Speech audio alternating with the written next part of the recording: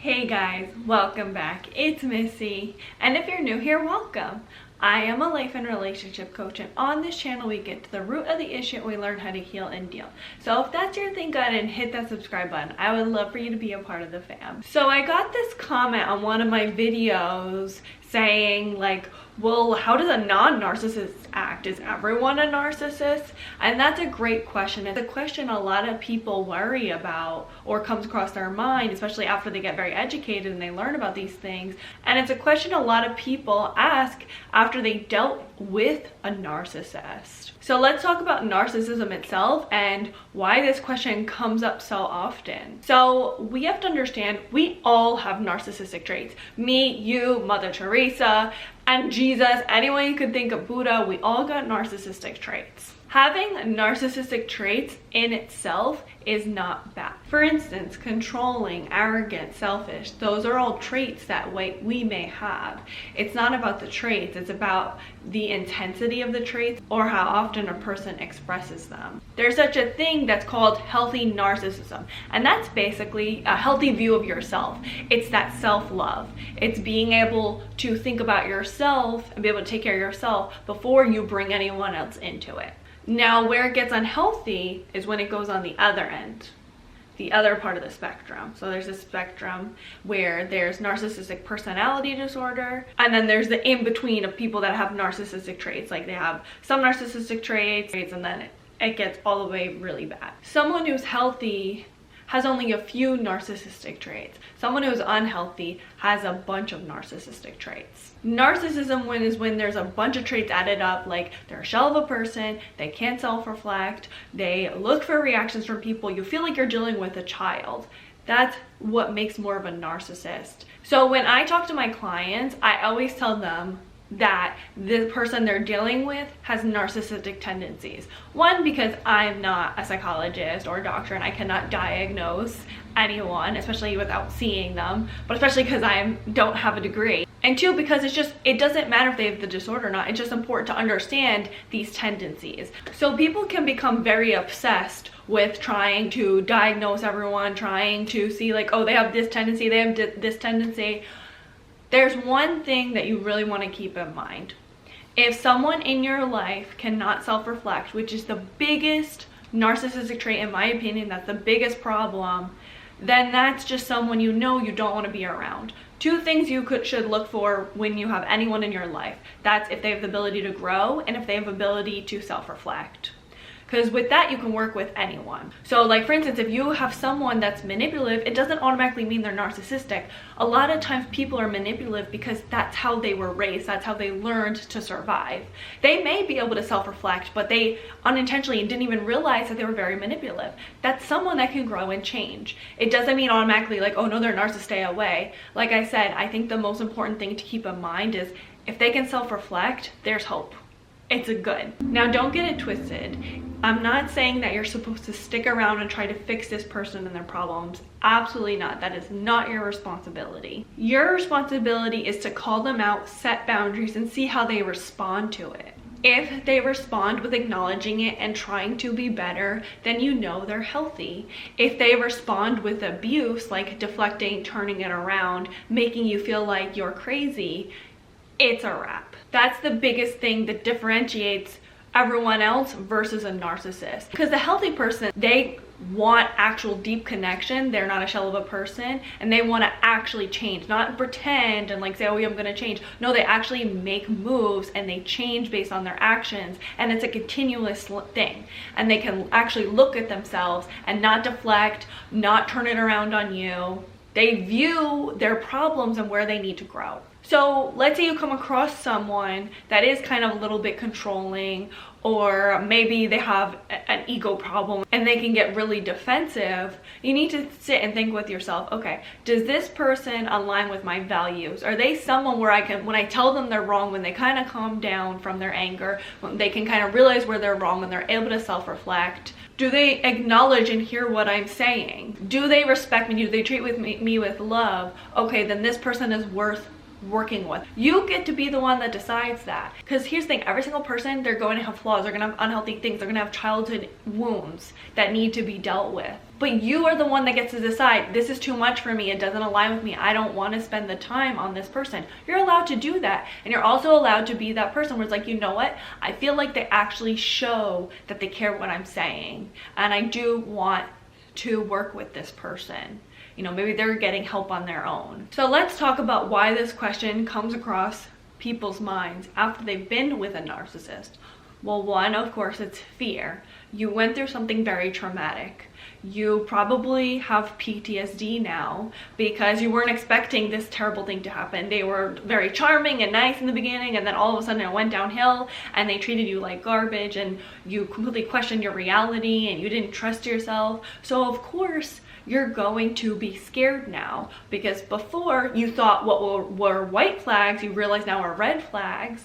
So now you are afraid. Like if someone's being nice, you question, are they being nice because they're looking for something, or are they actually this nice person? Or like I've had clients before where if there was one trait that was similar to their narcissistic ex, like let's say for instance they were shy, they would immediately think, oh, that's a red flag, my narcissistic ex was shy, so that means that all shy people are narcissists. So you'll misinterpret certain traits as narcissistic because everything feels like a red flag after you deal with that, because you're so traumatized, you're sitting in this trauma. So fear is a huge reason why people will constantly question if everyone's a narcissist, because you're seeing red flags everywhere because everything feels dangerous at this point. When you feel like you're in danger, you want to label people to protect yourself. This person is a narcissist. This person is a psychopath. This person is this. If you feel much more comfortable, you can label people, because then you're like, I can stay away from all of these people. But you can easily mislabel people because you were in such a fear state. Before, life didn't feel like that, and now it does. Everything's dangerous. Another thing is that because you don't entirely trust yourself, you have been trained while you're with the narcissist to not trust yourself. You're taught to doubt yourself. And you also didn't trust yourself when you first started being with them. You ignored those red flags, or you misinterpreted them. So now you don't trust yourself. You're like, well, I was in this situation before, now I'm terrified. You don't trust that you have the knowledge that you'll be able to point out these people. So now when you don't trust yourself, you don't trust anyone. Or you don't trust yourself and your intuition about someone's intentions, or if they are someone who's actually healthy. And the last thing is because you haven't fully healed yet. You may think that everyone sucks, men ain't shit mentality, or women ain't shit, they thotties and gold diggers. You'll be alone forever, you will never dip your toes in dating again. And that's because you haven't fully healed. You're still hurting really badly and you're still in that traumatic state. You'll know that you're fully healed when you realize that there are good people. Because think of it this way. If everyone's a narcissist, then no one's a narcissist. That's how life works. That would be the norm, that everyone's a narcissist, so that's the norm. So that no one's a narcissist, this is just the norm. So that doesn't entirely make sense. There's good people just like you. You're not a narcissist, so there's got to be other people that are not narcissists too. I'm sure if you really sat with yourself and you thought, you probably could list off a couple narcissistic traits you have. Maybe you're a little controlling.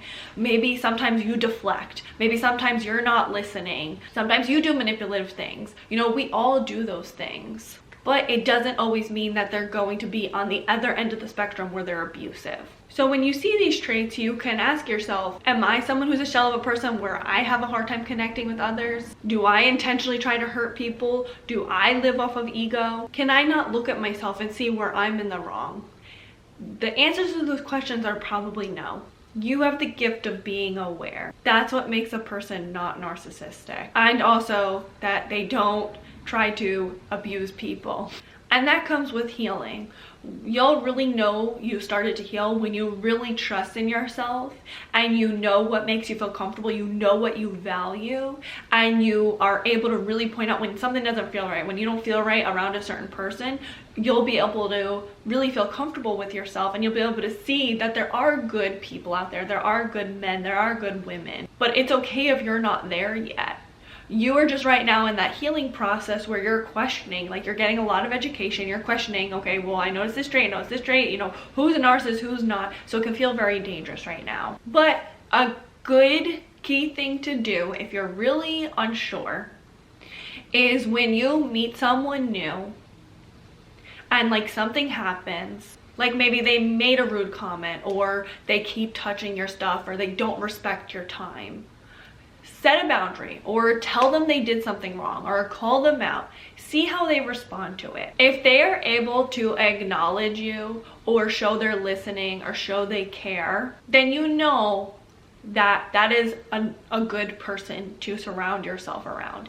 Even if maybe at first, maybe they get a little defensive and then later on they come to their senses, that's still okay. Because being told we're wrong is not always the easiest. I'll be the first one to admit where it takes me a little bit of time to kind of be able to be like, you know what, I was wrong, I'm sorry.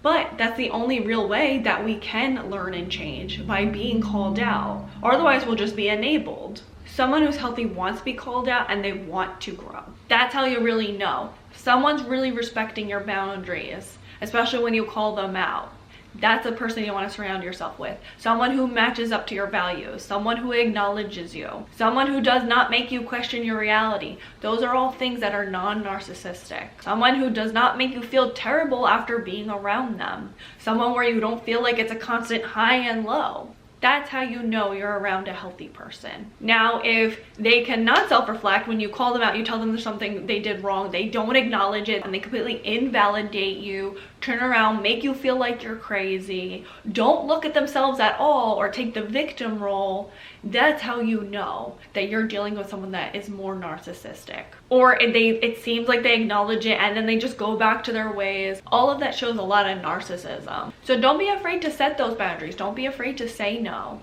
Don't be afraid to call people out and say, hey, listen, like, it really hurt my feelings when this, or hey, listen, like, this really bothered me when this, or hey, listen, I feel like X, Y, and Z. And then also tell them what you expect from them.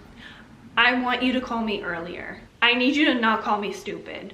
I want you to respect when I say no. Don't be afraid to do that. See how they respond. That's how you will get your answer. And that will also help you to instill that trust in yourself, because you're listening to yourself of, oh, they kind of responded a little bit weird, or hey, you know, they really acknowledged me. I feel like this person, I can trust them a little bit more. You only really know by putting yourself out there and experimenting. So what do you guys think? Leave it all in the comments below, and please don't forget to like, comment, subscribe, and share with someone that you think may need it. Until next time, thanks for watching. Bye guys.